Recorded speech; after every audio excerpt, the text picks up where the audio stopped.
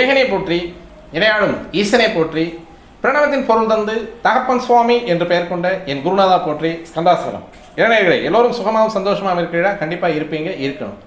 எல்லோருமே மனசுக்கு நிம்மதியாக வாழ கற்றுக்கலாம். அதுவே வாழ்க்கையின் மிக அருமருந்து. நீங்கள் நம்ம சேனலுக்கு புதிய பார்வையாளராக இருக்கீங்க அப்படின்ற மாதிரி தான் கண்டிப்பாக நம்ம சேனலுக்கு ஒரு சப்ஸ்கிரைப் பண்ணிக்கோங்க.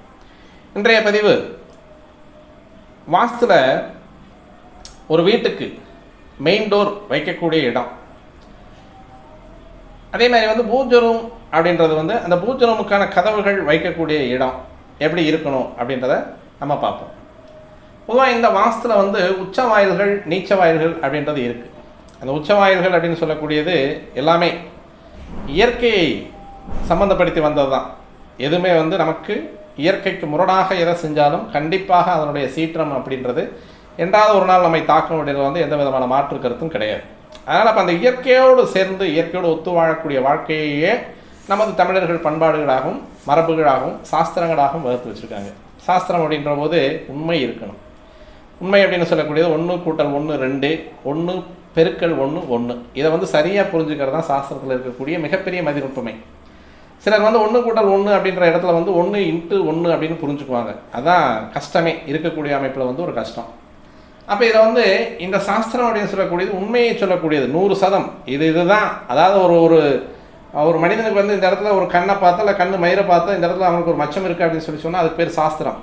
இருக்கலாம் அப்படின்னு சொன்னால் அதுக்கு பேர் ஜோதிடம். இருக்குமோ அப்படின்னு சொன்னோம்னா அதுக்கு பேர் ஆருடம். இப்போ என்கிட்ட யாரோ ஒருத்தர் ஒரு கன்சல்டேஷனுக்காக வர்றாங்க. வரும்போது வரக்கூடிய நேர நிமித்தம் ஒன்று இருக்கு இல்லையா, ஹோரை. அதேமாரி அவங்களுடைய ஃபேஸ் ரீடிங், அவங்க போட்டு வரக்கூடிய ட்ரெஸ்ஸு, அவங்க வரக்கூடிய உட்காரக்கூடிய இடத்த வச்சு இதெல்லாம் வச்சு சொல்லக்கூடியது அந்த ஆருடம் அப்படின்னு சொல்லக்கூடிய இடத்துல சொல்லும்போது ஒரு 80% நமக்கு படிக்கிறதுக்கான வாய்ப்புகள் இருக்குது. 100% அப்படின்னு சொல்லணும் அப்படின்னா அவங்களுடைய பிறந்த தேதி, நேரம், ஊர் இதெல்லாம் வாங்கி ஜாதக கட்டத்தை போட்டு தசாபுத்திகள் பார்த்து அந்த தசாபுத்திகளுக்குள்ளே இருக்கக்கூடிய சூட்சுமங்களை எடுத்து நம்ம சொல்லும்போது தான் சரியான ஒரு பலன் நமக்கு அவங்களுக்கு நம்மளால் சொல்ல முடியும். இதுதான் உண்மை. அதை விட்டு நம்ம வந்த ஆருடத்தையும் ஜோதிடத்தையும் இதுதான் அப்படின்றத முடிவுக்கு வரக்கூடாது. அப்போ சாஸ்திரம் அப்படின்றது 100% உண்மையானது. அது பேசும். அது நமக்கு பலிக்கும். பலிக்காமல் போகிறதுக்கான வாய்ப்புகள் இல்லை. அது இல்லை அப்படின்னா அது சாஸ்திரம் அல்ல. அப்போ நம்ம சொன்னது சாஸ்திரமாக இருக்கிறதுக்கு வாய்ப்பு இல்லை அப்படின்றத உண்மை. இதுதான் ஆருடம். அப்போ இதில் உச்ச வாயில்கள் அப்படின்னு சொல்லக்கூடியது ஒரு வீடு கட்டுறோம். அந்த வீடு கட்டுறதுக்கு ஒரு மனையிடம் வாங்குகிறோம். மனையிடத்தில் காம்பவுண்டு கட்டி முடிச்சோன்னே மெயின் கேட் வைக்கிறது. இது ரொம்ப முக்கியமான ஒரு விஷயங்கள். அதேமாதிரி மெயின் டோர் அப்படின்னு சொல்லக்கூடிய ராஜநிலை அப்படின்னு சொல்லக்கூடிய ஒரு வீட்டின் முகப்பு அப்படின்னு சொல்லக்கூடிய வீட்டுக்கு முன்னால் உள்ள நுழையக்கூடியது அந்த மெயின் டோர் அப்படின்னு சொல்லக்கூடியது வடக்கு முகமாகவோ தெற்கு முகமாகவோ மேற்கு முகமாகவோ கிழக்கு முகமாகவோ இருக்கக்கூடிய வீட்டிற்கு ஒவ்வொரு இடத்துலையும் ஒரு உச்ச இடம் அப்படின்னு சொல்லக்கூடிய உச்ச வாயில்கள் விடக்கூடிய இடம் அப்படின்றது இருக்குது.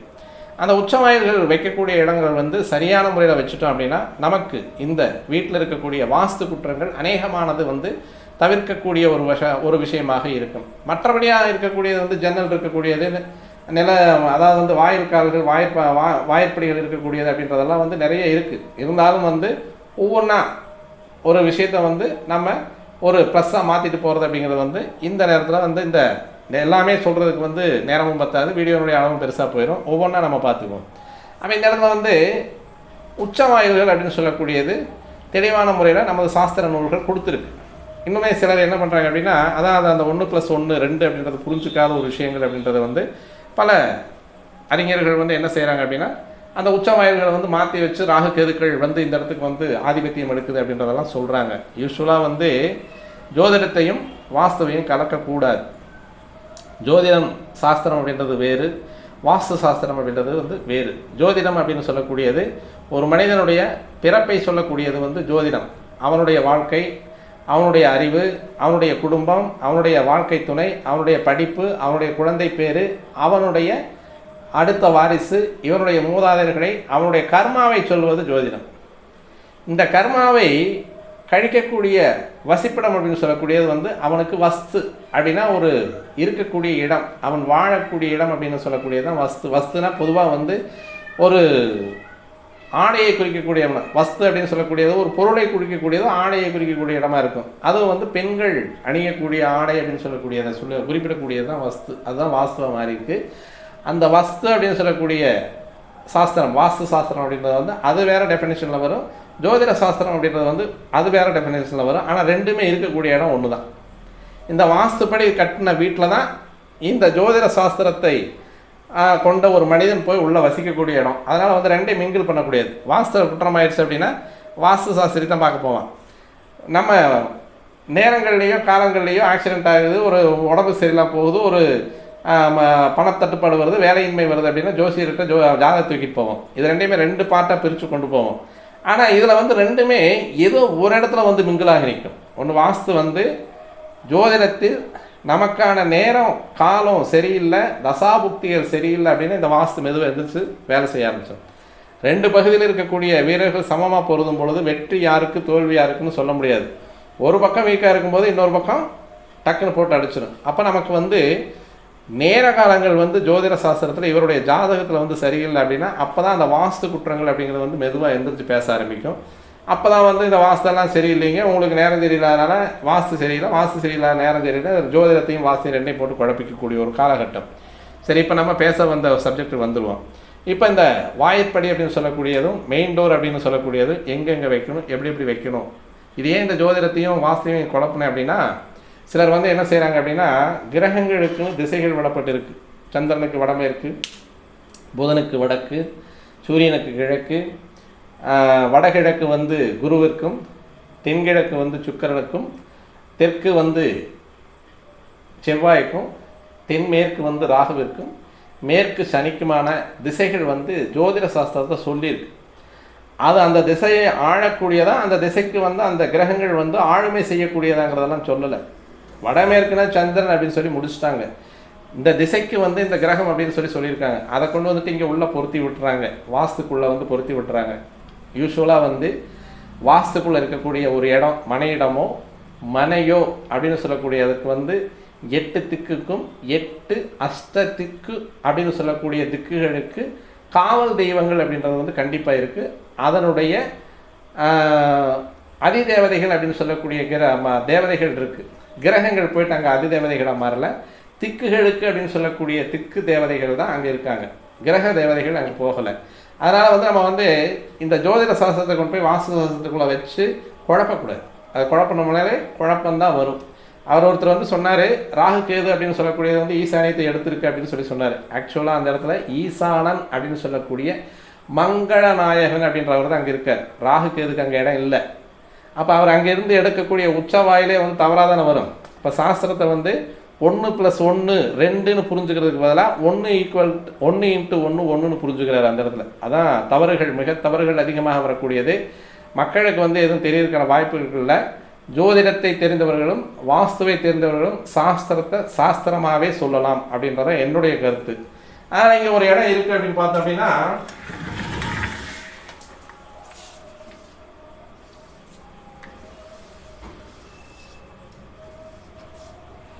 காலி இடம், வீடும் கட்டிடுறாங்க.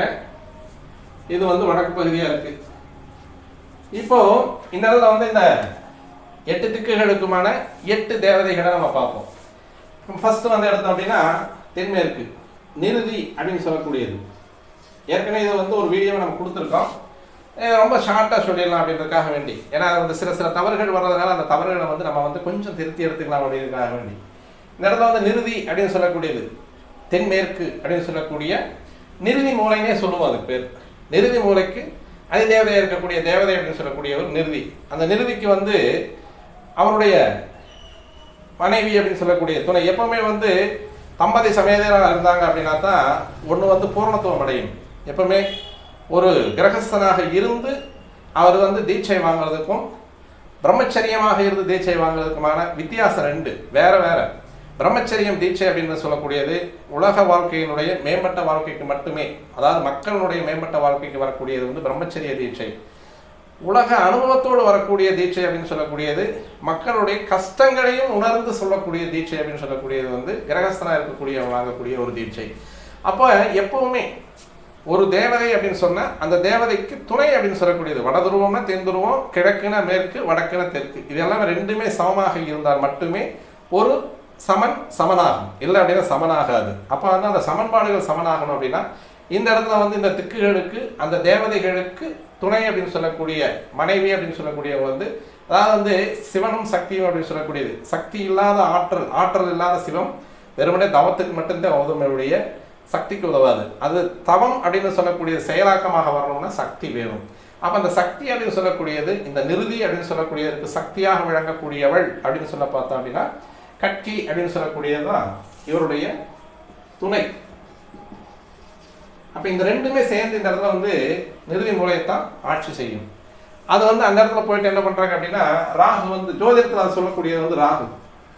ஆனால் இது வந்து இந்த இடத்துல வந்து இதை எடுத்துக்க கூடாது, எடுத்துக்கவும் முடியாது. எடுத்துக்கிட்டோம் அப்படின்னா உச்ச வயல்கள் நீச்ச வயல்கள் வந்து பழுது விட்டு போயிடும், அதில் வந்து குழப்பம் ஆயிரும். அதே வந்து சூரியனை மையமாக வச்சு தான் அந்த உச்ச வயல்களும் தேர்ந்தெடுத்துருக்கோம். அதையும் வந்து இந்த வீடியோவில் பார்த்துருவோம். அடுத்து வந்து மேற்குக்கு அப்படின்னு பார்த்தோம்னா இங்கே வருணன் அப்படின்னு சொல்லக்கூடியவர் தான் இங்கே அதிதேவையவர். அவருடைய சக்தி அப்படின்னு சொல்லக்கூடியது வாருணி. ஆனால் இங்கே வந்து நம்ம ஜோதிடத்தில் என்ன பண்ணுவோம், சனி பகவான் சொல்லியிருக்கோம் இந்த இடத்துல. அது வராது, அது ஒத்து வராது. அதை கொண்டு வந்து இதை மிங்கிள் பண்ண வேண்டாம். வாஸ்து சாஸ்திரம் தனியாக இருக்குது, அதுக்குன்னு மூல நூல்கள் வந்து தனிப்பட்டவை, ஜோதிடத்துக்கான மூல நூல்கள் தனிப்பட்டவை. இதுலேயுமே ஒரு சில முரண்பாடுகள் வந்து ஒரு வாரத்துக்கு முன்னால் வந்து ஒருத்தருடைய வீடியோ பார்த்தேன். அவர் என்னங்கிறார் அப்படின்னா, நமக்கான மூல நூல்களே அது பூராமே தவறு, புனையப்பட்ட நூல்கள் அப்படின்றார். ஆனால் அவரு ஜோசியர் தான். ஆனால் அவர் எங்கேருந்து எடுத்து சொல்கிறாருங்கிறது எனக்கு புரியலை. இப்போ இன்றைக்கி வந்து நான் பராசர ஹோரா படிக்கிறேன், அதில் பாகம் 1 பாகம் 2 படிக்கிறேன், பிருகத் படிக்கிறேன், அதே மாதிரி வந்து ஜாதக அலங்காரம் படிக்கிறோம், குமாரசுவாமியம் படிக்கிறோம். இந்த மாதிரி நிறைய நூல் உத்தரகாலம்பரம், அதாவது வந்து காலத்திற்கு சடங்குக்கு காலத்திற்கு நம்ம செய்யக்கூடிய ஒவ்வொரு செயல்களுக்குமானது வந்து அந்த கணிப்புகளை கொடுக்கக்கூடியது உத்தரகாலாமிரதம் அப்படின்ற புக்கு. அப்போ இதெல்லாமே மூல நூல்களை தான் நம்ம எடுத்து படிச்சுட்டு இருக்கோம். ஆனால் இதெல்லாம் சொன்னது பூராமே பொய், என்னுடைய அனுபவம் மட்டும்தான் மெய். அப்போ நான் வந்து ப்ராக்டிக்கலாக நான் பார்த்தேன் இந்த கிரகங்கள், அந்த கிரகங்களை வந்து எங்கேருந்து எடுத்தீங்க, அதனுடைய கேள்வி ஒன்று வருது இல்லையா. அந்த மூல நூல்கள் இருந்து தான் எடுக்கிறேன். அந்த மூல நூல்கள்னு சொல்கிறது வந்து நீ வந்து அது வந்து இப்போதைக்கு டூப்பு அப்படின்னு சொல்கிறேன். அது வந்து இப்போ தஞ்சை சரஸ்வதி மகால் இருந்து எடுக்கக்கூடிய ஏட்டுச்சுவடிகள் கூடவுமே வந்து அந்த ஓலைச்சுவடிகள் இருக்கக்கூடிய குறிப்புகளுமே வந்து ஒரு புனையப்பட்ட நூல்கள். அது வந்து பல பேர் சேர்ந்து வந்து அதெல்லாம் கசாமசான் எழுத நூல்கள், ஏடுகள், நூல்கள் அப்படின்னு சொல்கிறாங்க. ஆனால் அந்த நூல்கள் இருந்து தான் மேசராசி மேசமாக தான் எடுத்திருக்கோம். மேசராசிக்கு ராசி அதிபதி அப்படின்றவர் வந்து செவ்வாய் தான் எடுக்கிறோம், வேற எங்கேயும் எடுக்கிறது போல இல்லையா. இந்த செவ்வாய் அங்கிருந்தா இங்கிருந்தா என்னுடைய அனுபவம் வந்து இது பேசுது அப்படின்னு சொல்லலாம். நம்மளா கண்டுபிடிக்கிறதுங்கிறது வந்து எதுவுமே கிடையாது. எதுவுமே நம்மளால் கண்டுபிடிக்கக்கூடிய அளவுக்கான நமக்கான வயது காலமும் கிடையாது. இதெல்லாம் வந்து நமக்கு அருளி செய்த ஞானிகள் வந்து கிட்டத்தட்ட வந்து ஒரு 200 வருஷமாவது குறைஞ்சபட்சம் இருந்திருப்பாங்க அவங்களுடைய வாழ்நாளில். ஏன்னா இப்போ குறுகி விம்சோதரி அப்படின்றது வந்து 120 வருஷத்துக்கு வந்துருச்சு. ஒரு மனிதனுடைய ஆயுட்காலங்கிறது 120க்கு வந்தது. இது வந்து முன்னால் நமக்கு அருளி செய்த முன்னோர்கள் வந்து 120 வருஷம் கொடுத்துருக்காங்க. இப்போ யாருமே வந்து 120 வருஷத்துக்கு கூட இருக்கிறதுல 40, 45, 50ங்கிறது வந்து போனஸு, 60ங்கிறது வந்து நமக்கு வந்து கொடுத்துருக்கக்கூடிய கிரேசி பீரியட் அப்படின்ற மாதிரியான போயிட்டுருக்கோம். அதனால் வந்து நம்மளா வந்து எல்லாத்தையும் வந்து எல்லாமே தவறு அப்படின்னு சொல்லிட்டோம்னா நம்ம மூல நூல்கள் தவறாக போயிடும். மூல நூல்கள் இருந்து எடுக்கப்படக்கூடிய செய்திகள் எல்லாமே தவறாக போயிடும். அப்போ நம்ம வந்து பெருசாக வந்து நான் தான் ஞானி அப்படின்ற மாதிரியான ஒரு சில மக்கள் வந்து பேசுகிறத வந்து நம்ம ஏற்றுக்க முடியாது. இருந்தாலும் இது வந்து மூல நூல்களை அடிப்படையாக கொண்டு மூல நூல்களில் சொன்ன ஒவ்வொரு விஷயம் வந்து இன்றைய வானியல் ஆராய்ச்சியில், இன்றைய பூகோள ஆராய்ச்சியில் வந்து அது ஒத்து வருதாங்கிறத பார்த்து அதுக்கப்புறமா நீங்கள் எடுத்து ஒவ்வொரு விஷயமா கொடுங்க, ஒன்றும் பிரச்சனை கிடையாது. அதனால் வந்து மேற்கு பகுதி, இப்போ வந்து நம்ம சப்ஜெக்ட் வரலாம். மேற்கு பகுதிக்கு வந்து வருணன் வாருணி அப்படின்னு சொல்லக்கூடியது. வாயுவியம் அப்படின்னு சொல்லக்கூடியதுக்கு வந்து வாயு தான். அவர் வாயு பகவான், காற்று. இது வந்து நிருதி அப்படின்னு சொன்னாலே மரண பயம் அப்படின்னு சொல்லக்கூடியது. எடுத்தோன்னே சொல்லக்கூடாதுக்காக நான் சொல்லலை. தென்மேற்கு அப்படின்னு சொல்லக்கூடிய மரண பயத்தை உருவாக்கக்கூடிய நிருதின்ற வார்த்தைக்கு அர்த்தமே வந்து மரண பயத்தை கொடுக்கக்கூடியது, பயத்தை கொடுக்கக்கூடியது, சம்பவங்களை அதிகமாக செய்யக்கூடியது அப்படின்னு சொல்லி இன்றைய காலகட்டத்துக்கு சொல்கிற மாதிரியான வார்த்தை சொன்ன சம்பவம். அந்த சம்பவங்களை அதிகமாக செய்யக்கூடியவன் தான் இந்த நிருதி அப்படின்னு சொல்லக்கூடியது. அப்போ வந்து அந்த நிருதி மட்டுமே இருந்தால் வந்து நமக்கு அந்த வீடு வந்து சிரமத்தை கொடுக்குங்கிறதுனால அவருடைய சக்தி அப்படின்னு சொல்லக்கூடிய கட்கி அப்படின்றது வந்து இந்த மூளையை வந்து ஆக்கிரமிப்பு பண்ணியிருக்காங்க. அப்போ அந்த மூளை வந்து ஏன் அடைக்கப்படணும் அப்படின்றது வந்து ராகு இருக்கார் அப்படின்னு ஜோதிடத்தை கொண்டு வந்து ராகு கொண்டு வருவோம். பட் தென்மேற்கு அவர் தாங்க. கேது வந்து ஜோதிடத்தில் வந்து திசை இல்லை. 9 கிரகங்களுக்கு வந்து 8 திக்குகள் இருக்கும். 9வது திக்கு அப்படின்றது இல்லை. அப்படின்றதுனால கேது ஆகாயத்துக்கு வச்சிருக்கிறோமா பிரம்மத்துக்கு வச்சிருக்கோமாங்கிற சந்தேகம் வந்தது. ஏன்னா இப்போ வந்து பிருகத்தில் நான் எடுத்து படிச்சதில் வந்து 8 கிரகங்களுக்கு மட்டும்தான் திசை, 8 திக்குக்கு கொடுத்துருக்காங்க. ஆனால் இந்த 8 திக்குகளுக்கும் இந்த பாலகர்கள் அப்படின்னா அதிதேவதைகள் அப்படின்றவங்க வந்து இவங்க தான் வாஸ்துல. அது ஜோதிடத்தில் இருக்கிறதுங்கிறது வேற, அதை கொண்டு நீங்கள் மிங்கிள் பண்ண வேண்டாம். அப்போ வந்து வாயு, இந்த வாயுவுக்கு வந்து சக்தியாக இருக்கக்கூடியவங்க வந்து வாயு ஜாய அப்படின்னு சொல்லக்கூடியவங்க.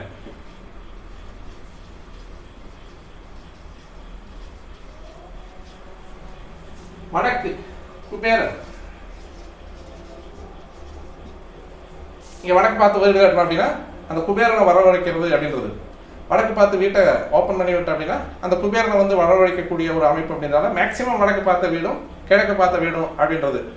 வாசு தெரிஞ்சவங்க தான் வந்து வடக்கு கிழக்கு அப்படின்றத வந்து அதிகமாக எடுத்து பேசுவாங்க. இப்போல்லாம் புரோக்கர்ஸே என்ன சொல்கிறாங்க, ஒரு சைட்டு வேணும் அப்படின்னு சொல்லி சொன்னால் வடக்கு பார்த்த சைட்டா கிழக்கு பார்த்த சைட்டா, ஏன்னா அவனுக்கு என்ன தெரியுங்கிறது தெரியாது. இருந்தாலும் வடக்கு பார்த்த சைட்டு கிழக்கு பார்த்த சைட்டில் தான் பெருசாக வந்து அதிகப்படியான பலன்கள் அதிகமாக வருது அப்படிங்கிறத வந்து அவன் தெரிஞ்ச மாதிரி மக்கள் எல்லாருமே தெரிஞ்ச மாதிரி நம்ம பேசிக்கிறான். ஆக்சுவலாக வந்து 4 திசைகளுமே நமக்கு நன்மை தரக்கூடிய திசைகள், எல்லா விஷயத்துலையுமே வந்து அது நன்மை தரக்கூடிய விஷயமாக தான் இருக்கும். மத்திய பகுதி அப்படின்றது வந்து பழுதுபடாமல், மத்திய பகுதி வந்து கெடாமல் இருந்தால் 4 திசைகள் வைக்கக்கூடிய வாயில் கால்களும் நமக்கு நன்மை தரக்கூடியதே. அதே வந்து அந்த 4 திசைகள் சொல்லி திக்கு சொல்லலை, 4 திசைகளை வைக்கக்கூடியது, அதற்கு மேலே 4 திக்குகளில் வைக்கக்கூடிய ஒரு திசை வழிகள் அப்படின்றதும் உச்ச வாயில்களாக வரும். அடுத்து வந்து இந்த குபேரனுக்கு வந்து அவருடைய சக்தி அப்படின்னு சொல்லக்கூடிய யட்சி. அப்போ இந்த வடக்கு வாயில் வந்து அதிகமாக திறந்தது அப்படின்னா இந்த குபேர வாசம் வந்து வீட்டுக்குள்ளே வரும் அப்படின்றது. அதே மாதிரி வந்து இந்த இடத்துல ஸ்பேஸ் அதிகமாக இருக்கிறதுக்கு வந்து இந்த கனமான பொருட்கள், கனமான விஷயம் வந்து தென்மேற்குலையும் தெற்குலையும் மேற்குலையும் இருக்கணும் அப்படிங்கிறதுக்காக வந்து வீடு வந்து எப்பவுமே வந்து இது நம்ம நாட்டினுடைய வாஸ்துப்படி வந்து கொஞ்சம் மேலே தள்ளி இருக்கும், தெற்குலையும் மேற்குலையும் வந்து இடம் கம்மியாக இருக்குது அப்படிங்கிறதுக்காக வேண்டி. அடுத்து வந்து ஈசானியம்.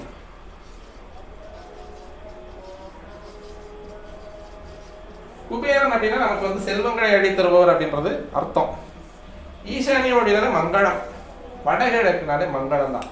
அந்த மங்களமான இடம் அப்படின்றது வந்து ஒரு வீட்டுக்கு வந்து மங்களத்தை கொடுக்கக்கூடியது, சுப நிகழ்வுகளை கொடுக்கக்கூடியது, சந்தோஷத்தை கொடுக்கக்கூடியது, நல்ல அறிவை கொடுக்கக்கூடியது, நல்ல விருட்சத்தை தரக்கூடியது, நல்ல விருத்தியை தரக்கூடிய அமைப்பு அப்படின்றது வந்து ஈசானியம். அதனால தான் அது கெடாமல் இருக்கணும் அப்படின்றத நம்ம சொல்கிறோம். அதனால தான் அங்கே 2 வழி இருக்குது, நம்மளுக்கு 2 உச்ச வாயில்கள் அந்த இடத்துல இருக்குது.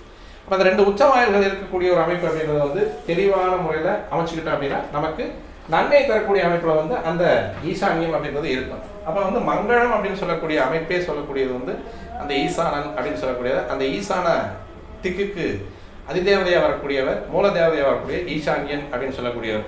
அந்த ஈசான் அப்படின்னு சொல்லக்கூடியவருக்கு வந்து ஈசானஜாயை அப்படின்றதுனால தான் அவருடைய சக்தி.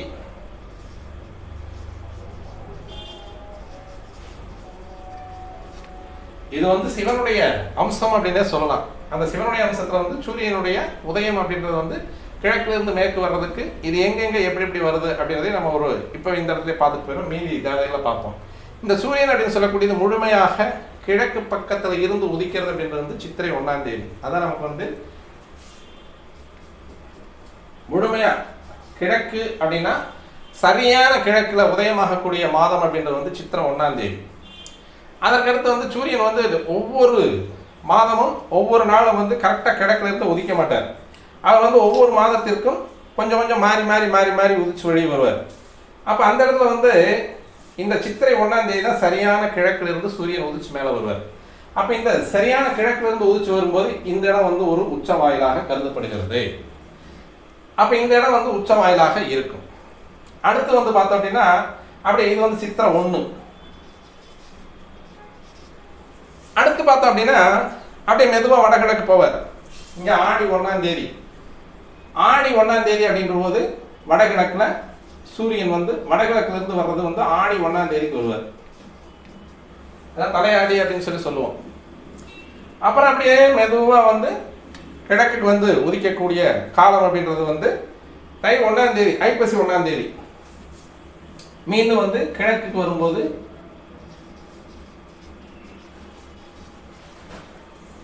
அப்படியே மெதுவாக வந்து தென்கிழக்கு வந்துருவாரு தை 1ஆம் தேதி, மகர சங்கராந்தி. இப்போ இந்த சூரியனுடைய ஓட்டம் பார்த்தோம் அப்படின்னா முதல்ல வந்து சித்திரை 1ஆம் தேதி கரெக்டாக வந்து கிழக்குல இருந்து வருவார். அப்புறம் ஆடி 1ஆம் தேதி வடகிழக்குல இருந்து வருவார். மீண்டும் வந்து கிழக்கு நேராக வரும்போது ஐப்பசி 1. அதற்கப்புறமா வந்து தென்கிழக்குல இருந்து வெளியே வர்றது அப்படின்றது தை 1. அப்போ இந்த 3 திசைகள் இழந்தான் வந்து சூரியனுடைய முழுமையான ஆக்கிரமிப்பு அப்படியே சுற்றி சுற்றி வந்துட்டு கிழக்கு வடகிழக்கு தென்கிழக்கு. அப்போ கிழக்கு வடகிழக்கு தென்கிழக்கு, கிழக்கு தென்கிழக்கு வடகிழக்கு. அப்போ இந்த சூரியனுடைய ஓட்டத்தை வச்சு தான் நமக்கான உச்ச வாயில்கள் நம்ம தேர்ந்தெடுத்துருக்கோம். அப்போ இந்த இடத்துல வந்து சூரியனுடைய அமைப்புக்கு வந்து தென்கிழக்கில் வந்து வரும்போது தை 1ஆம் தேதி அப்படின்றனால இந்த தென்கிழக்கு வாயிலில் கிழக்கில் இல்லாமல் தெற்கில் வந்து உச்ச வாயிலாக ஒன்று வருது. இங்கே வந்து உச்சம் கிழக்கில் 2 தான் வந்து அது சித்திரை 1 ஐப்பசி 1 அப்படின்றது. அதான் சித்திரை 1 வந்து சூரியன் உச்சத்துக்கு போகக்கூடிய காலம், ஐப்பசி அப்படின்றது வந்து சூரியன் நீச்சத்துக்கு போகக்கூடிய காலம். இது ரெண்டுமே வந்து இந்த இடத்துல வந்து கிழக்கு பகுதியில் வந்து நம்ம வந்து மெயின் கேட்டோ அல்லது கிழக்கு பகுதியில் வீட்டுக்கான வாயில் படி வச்சோம்னா நன்மை தரக்கூடிய ஒரு அமைப்பாக இருக்கும். அதுக்கடுத்து பார்த்தோம்னா ஈசானியத்தில் வந்து மங்களன் அப்படின்னு சொல்லக்கூடிய இந்த ஈசானியம், அந்த ஈசானிய வாயிலில் வந்து மங்களகரமாக இருக்கக்கூடிய வாயிலில் வந்து வடகிழக்கு, வடக்குல கிழக்கும் வடக்குல வடக்கும், இது ரெண்டுமே வந்து உச்ச வாயில்களாக இருக்கும். அப்ப இங்க வந்து உச்சம், இது வந்து உச்சம். அதற்கடுத்து பார்த்தோம்னா இதுக்கு நேர் ஆப்போசிட்ல இருக்கக்கூடியது. இப்ப இந்த சூரியனுடைய அமைப்புல வந்து ஆடி 1ஆம் தேதி வரதுனால இது நேர் ஆப்போசிட்ல வந்து நமக்கு உச்ச வாயில் ஒன்று வரும். அதே மாதிரி இந்த ஆடி 1ஆம் தேதினால இது நேர் உச்ச வாயில் இந்த இடத்துல வந்துருது. தென் கிழக்குல தெற்குல இருக்கக்கூடிய ஒரு உச்ச வாயில், அதே மாதிரி கிழக்குல வந்து ஒரு உச்ச வாயில். அப்ப இந்த உச்ச வாயில்கள் அப்படின்றது வந்து பொதுவாக எடுக்கக்கூடிய அமைப்புல கிழக்கு மேற்கு தெற்கெல்லாம் கிடையாது. நமக்கு வந்து அந்த திக்குகள்ல வரக்கூடிய உச்சம் அப்படின்னு சொல்லக்கூடியது இப்படிதான் வரும். அப்ப இந்த இடத்துல வச்சா ஒரு உச்ச வாயில், இந்த இடத்துல வந்தா ஒரு உச்ச வாயில், இந்த இடத்துல ஒரு உச்ச வாயில், இந்த இடத்துல வந்து ஒரு உச்சம் பெற்ற வாயில்கள். அப்ப இது வந்து நமக்கு நன்மையை தரக்கூடிய ஒரு அமைப்பை கொண்டது. இதுக்கு விளக்கம் சொல்லுங்க அப்படின்னா கண்டிப்பா விளக்கம் சொல்ல மாட்டாங்க. யாருமே வந்து விளக்கம் சொல்லி இதனாலதான் இது உச்ச வாயிலா வந்தது அப்படின்னு கேட்டோம்னா அது சொல்ல மாட்டாங்க. சொன்னோம்னா அது தகராறு ஆயிக்கும். அது இதுதான் இப்படிதான் அப்படின்ற மாதிரியான ஒரு புது புது கணக்குகள் எல்லாம் சொல்றாங்க. நம்மளால எதுவும் கண்டுபிடிக்க முடியாதுங்க. அதெல்லாம் மிகப்பெரிய சாஸ்திர கடலை சொல்லிட்டு போயிருக்காங்க. சாஸ்திர கடலை கடக்கணும் அப்படின்னா மிகப்பெரிய தோணி வேணும். அதாவது கற்பதற்கு கரை இல்லை, கற்றவருக்கு வயதில்லை அப்படின்ற மாதிரி நம்மளுடைய வயசுகளை அதெல்லாம் கற்றெல்லாம் வந்து உணர்ந்து நம்ம இவ்வளவுதான் அப்படின்னு ஒரு டெஃபினேஷனை கொடுத்துட்டு போக முடியாது. அதற்கு வந்து கொஞ்சம் ஸ்பெஷல் அறிவெல்லாம் நிறைய வேணும். அப்போதான் வந்து நம்ம அந்த அளவுக்கு வந்து உயர முடியும் அப்படின்றது. அதனால இருக்கக்கூடிய அறிவையாவது வந்து நம்ம வந்து அதாவது வந்து கொஞ்சம் மாற்று கருத்தா பால் கொடுத்தாமல் சொன்னால் நல்லது அப்படின்றத என்னுடைய கருத்து. அதெல்லாம் நிறைய சொன்னதுனால தான் இந்த வீடியோ இருக்கும். அதுக்கடுத்து வந்து கிழக்கு அப்படின்னா இந்திரன் வந்துருவார். இந்த இடத்துல இந்திரனை போல் வாழ்வதற்கு தேவேந்திரன் அப்படின்னு சொல்லுவாங்க. அவருடைய சக்தி வந்து இந்திராணி. இதுல இன்னொரு விஷயம் என்ன அப்படின்னு கேட்டோம்னா, இன்னைக்கெல்லாம் இந்திர விழா கிடையாது. சித்திர மாசமெல்லாம் வந்து இந்திர விழா எடுப்பாங்க. அதெல்லாம் இப்ப இல்லாமையே போச்சு. இவங்கெல்லாம் வந்து நமக்கு வந்து கடவுள்களாக இருந்தவர்கள். 8 திக்குல இருக்கக்கூடியவங்க வந்து தமிழ் கடவுள்களாக இருந்ததுல வந்து இந்திரன் கடவுள், குபேரன் கடவுள், தெற்கில் இருக்கக்கூடிய யமன் கடவுள், இவங்கெல்லாம் வந்து கடவுளாக இருந்து அவங்களுக்கெல்லாம் விழா எடுத்த காலமெல்லாம் நம்ம நாட்டில் உண்டு. ஆனால் அதெல்லாம் இப்பெல்லாம் இல்லாமல் போய் இந்த கிழக்கில் இருக்கக்கூடிய ஒரே ஒரு இதுக்கு மட்டுமே அந்த தீபாவளி பண்டிகை ஒன்று கொண்டாடுறோம். மகர சங்கராந்தி அப்படின்றது தை 1ஆம் தேதி கொண்டாடுறோம். இது வந்து தட்சிணாயனத்திலிருந்து உத்தராயணம், உத்தராயணத்திலிருந்து தட்சிணாயனம் அப்படின்னு சொல்லக்கூடிய மாறக்கூடிய இடத்துல வந்து ஆடி 1, தை 1, சித்திரை 1, ஐப்பசி 1 அப்படின்றது மட்டும்தான் இருக்குது. அந்த சூரியனுடைய ஓட்டத்தை வச்சு மட்டுமே அந்த பண்டிகைகள், அதாவது வந்து அந்த காலங்களை நம்ம எடுத்துக்கிறோம், பண்டிகையாக கொண்டாடுறதில்லை. இந்த சித்திரை விழாவெல்லாம் வந்து சித்திரகுப்தனுக்கு விழா எடுத்த காலமெல்லாம் வந்து சித்திரை மாசமெல்லாம் எடுத்ததெல்லாம் உண்டு. இன்னைக்குமே வந்து சித்ரா பௌர்ணமிக்கு போயிட்டு ஆத்தங்கரையில இருந்து சில ஊர்களில் மட்டும்தான் நடந்திருக்கு. இந்திரனுக்கு இன்றைக்கு கோயிலே கிடையாது.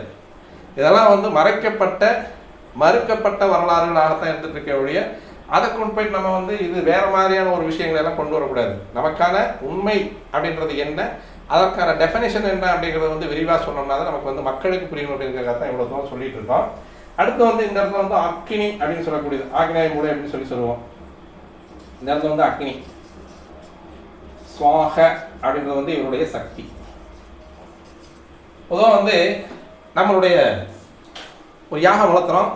அதில் வந்து இந்த ஓமகுண்டம்லாம் வளர்த்தோம் இல்லையா, புகை, நறுமண புகைகள், மூலிகை புகை ஒரு வீட்டுக்கு வந்து வைப்ரேஷனை கொடுக்கக்கூடிய, முதல்ல வந்தோடனே வாஸ்து ஹோமம், அடுத்து கணபதி ஹோமம், அடுத்து வந்து அவங்களுடைய குலதெய்வ வழிபாடு அப்படின்றதெல்லாம் இருக்குது. அந்த ஹோமம் அப்படின்னு சொல்லக்கூடிய இடத்துல வந்து நமக்கான துர் சக்திகளை வெளியே தள்ளுறதுக்காக வேண்டி செய்யக்கூடிய மருந்து பொருள்கள், மூலிகை பொருள்களை போட்டு செய்யக்கூடிய அந்த யாகத்தீக்கு பேர் தான் அக்கினி அப்படின்றது பேர். அந்த யாகத்தீல போடக்கூடியதை அத்தனை நீங்கள் வந்து ஏற்றுக்குங்க அப்படின்னு சொல்லக்கூடிய ஒரு அமைப்பில் வரக்கூடியது அந்த ஸ்வாகா அப்படின்றது வந்து.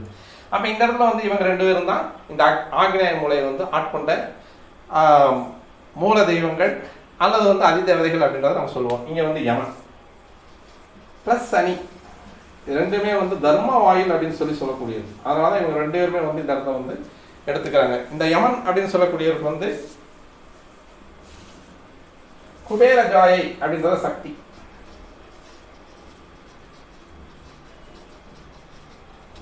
இதுதான். இதுல இருக்கிறதுல வந்து ஏதாவது மாறுதல் உருவாச்சுன்னா இந்தந்த தெய்வங்கள் வந்து பேசாது, அதனால நமக்கு வந்து பிரச்சனைகள் வரும்ன்றதான் சொல்லணுமே ஒழிய தென்கிழக்கு கெட்டு போச்சு, உடனே சுக்கிரனுடைய ஆதிபத்தியம் கெட்டு போச்சு, பெண்களுக்கான கர்ப்பப்பை வந்து பெண்களுக்கான உடல் ரீதியாக மன ரீதியாக அழுத்தங்களை கொடுக்கும், பிரச்சனைகளை கொடுக்கும் அப்படின்றத வந்து சுக்கிரனை வந்து ஆதியாக எடுத்து சொல்லிட்டு இருக்காங்க. ஆக்சுவலாக அது கிடையாது.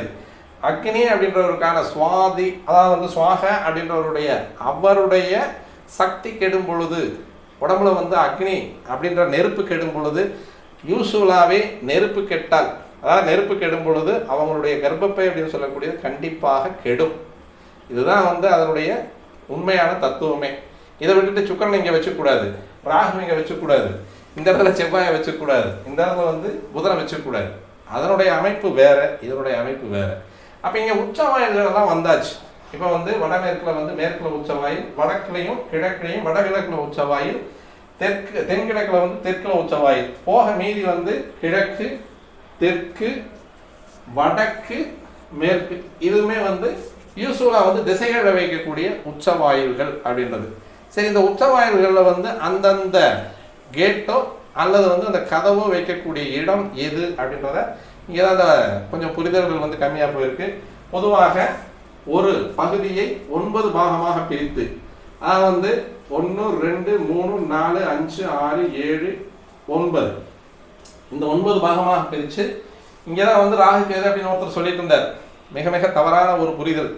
அந்த புரிதலுக்கு தான் வந்து இந்த சூரியனுடைய அமைப்பை நான் கொடுத்தேன். இந்த சூரியனை மையமாக வச்சு தான் பூராமே வந்து அந்த உச்சவாயில்கள் அப்படின்றது வந்து தேர்ந்தெடுக்கப்படுகிறது. அப்போ இந்த உச்சவாயில்கள் அப்படின்றது வந்து இந்த சூரிய ஒளி கண்டிப்பாக இந்த இடத்துல இருந்து நேர் இப்படி வரும். இது வந்து சூரிய பகுதி, இது வந்து சந்திரன் பாகம், வீட்டின் ஆண் பாகம், வீட்டின் பெண் பாகம். அப்போ இந்த இடத்துல வந்து கெடுவது அப்படின்னு சொல்லக்கூடியது வந்து இந்த மாதிரி அமைப்பில் இருந்தால் தான் கெடும்.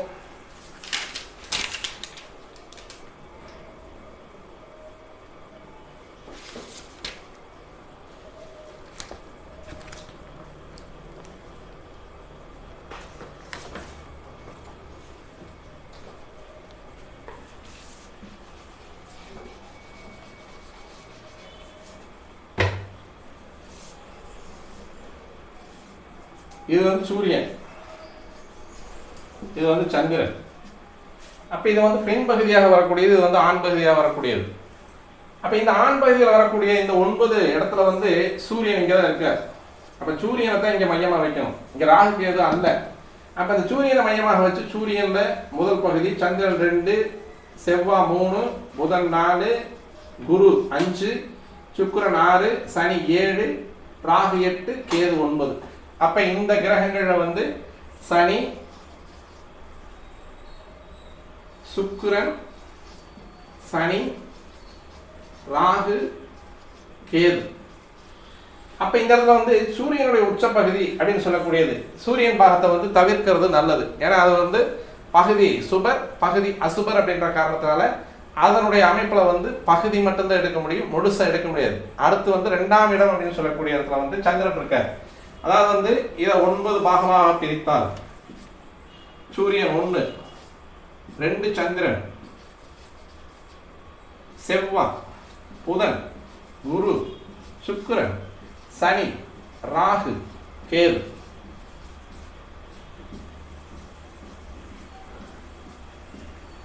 அப்போ 1 2 3 4 5 6 7 8 9 இந்த 9 பாகங்கள்ல சிறப்பான பாகங்கள் எது அப்படின்னு பார்த்தோம்னா சந்திரன் 2 அப்படின்னு சொல்லக்கூடியது. அடுத்து வந்து செவ்வாய் ஆகாது புதன், அடுத்து வந்து குரு. இந்த 3 பகுதிகளில் வைக்கக்கூடிய அமைப்பு தான் உச்ச பகுதியாக வரும். இப்போ வந்து இந்த வடகிழக்கு, அதாவது வடக்கு வீடா இருக்கு. அப்போ இந்த இடத்துல வந்து சந்திரன் பாகத்திலையும் சூரியன் பாகத்துல ஒரு கால்வாசி வரலாம், சந்திரன் பாகத்துல முழுமையா வந்தா நல்லா இருக்கும். அதுதான் வந்து இந்த இடத்துல.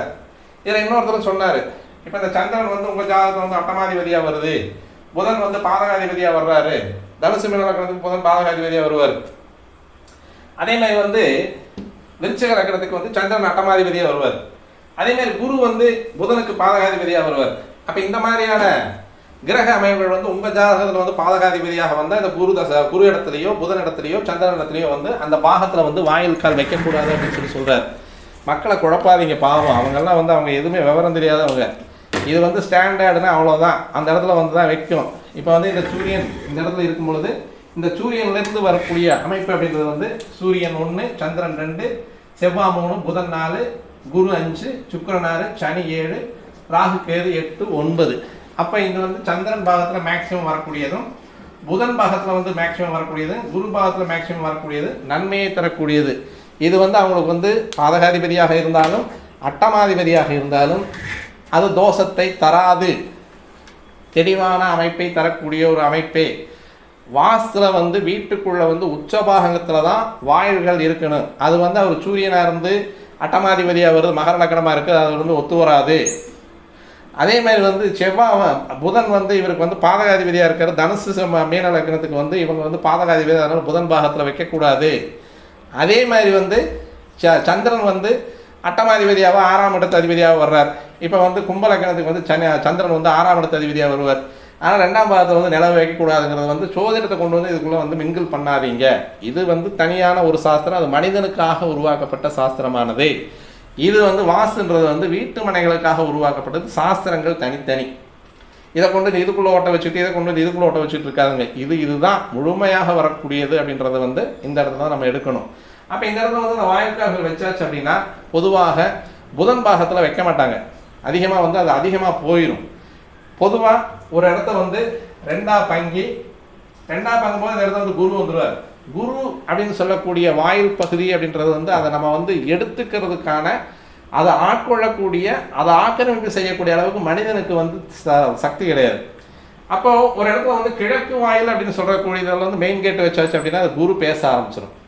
குரு பேச ஆரம்பிச்சது அப்படின்னா செல்வாக்கு வரும், செல்வம் வரும், கல்வி வரும், சம்பத்துக்கள் வரும். ஆனால் நமக்கு அது எதுவுமே உதவாது, அது வெளியே போயிடும். இது எதுக்கான வாயில் அப்படின்னு சொல்லி பார்த்தோம் அப்படின்னா, அதாவது வந்து கோவில்களுக்கான பகுதி மட்டும்தான் குருவுக்கு நல்லதாக இருக்கும்.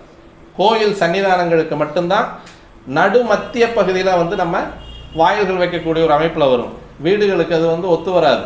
கல்வி சாலைகள் குரு பகுதியில் வைக்கிறீங்க அப்படின்னா கல்வி சாலைகளுக்கு அது வந்து உத்தமமான வாயிலாக இருக்கும். கோயிலுக்கு வந்து குரு பாகத்தில் வைக்கிறீங்க அப்படின்னா அது உத்தமமான வாயிலாக இருக்கும்.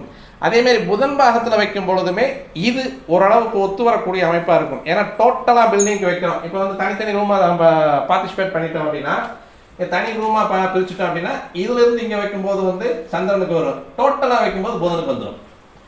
புதனும் சந்திரன் ஏற்புடைய கிரகங்கள். கல்வி அதிகமாக இருக்கும், நுண்மான் அறிவு அப்படின்னு சொல்லக்கூடியது, அறிவாளி குழந்தைகளாக இருப்பாங்க, நல்ல உறவுகள் மேம்படும்.